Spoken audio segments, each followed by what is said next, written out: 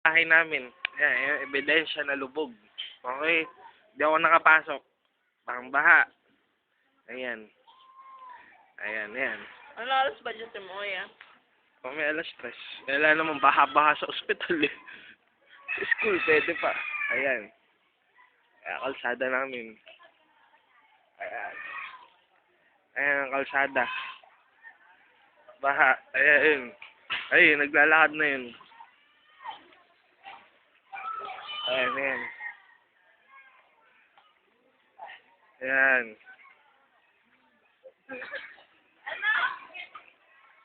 Ayan. Malalim.